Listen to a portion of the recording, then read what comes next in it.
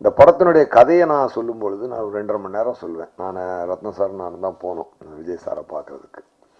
அப்போ நம்ம படம் சொல்லும்பொழுதே நம்ம மைண்டில் படத்தை பார்த்துறோம்.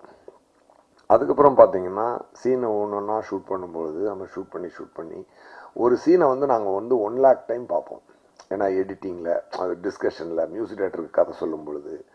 ஸோ அப்போ பார்த்து இருக்கும்பொழுது படம் ரிலீஸ் ஆகுறதுக்குள்ளே வந்து பார்த்தீங்கன்னா அந்த டைரக்டருக்கு இந்த படம் வந்து என்னது நல்லா இருக்கா நல்லா இல்லையா அதுவே மறந்துடும். அந்த அளவுக்கு நாங்கள் நம்மாயிடுவோம். ஏன்னா ஒரு 100 தடவை பார்த்த ஒரு சீனால் நம்மாயிடுவோம். அதனால் அதுக்கப்புறம் தியேட்டரில் ஆடியன்ஸோடு போய் ஆடியன்ஸ் ரசிக்கிறதும் கைத்தட்டுறதையும் பார்த்து பரவாயில்ல நம்ம நினச்சது கரெக்டாக இருக்குது அப்படின்னு தான் பார்க்க முடிஞ்ச வழியிற ஒரு ஆடியன்ஸாக நாங்கள் ஒரு மேக்கர் வந்து அந்த படத்தை என்ஜாய் பண்ணவே முடியாது. ஒரு ஆடியன்ஸ், ஏன்னா ஆடியன்ஸ் வந்து ஃப்ரெஷ் மைண்டில் வருவாங்க, அவங்களுக்கு எதுவுமே தெரியாது. ஒரு ஆடியன்ஸாக ஃபஸ்ட்டு என்ஜாய் பண்ணுவாங்க. ஃபஸ்ட் டைம் நான் ஆடியன்ஸாக இந்த சாங்கை பார்த்தேங்க, இந்த படத்தை. ஏன்னா ரியலாக நான் என்ஜாய் பண்ணேன் உண்மையாக. சே, அப்போ ஆடியன்ஸ் எவ்வளோ என்ஜாய் பண்ணியிருப்பாங்கல்ல அப்படின்றது எனக்கு இன்னைக்கு ஃபீல் ஆச்சு உண்மையாகவே.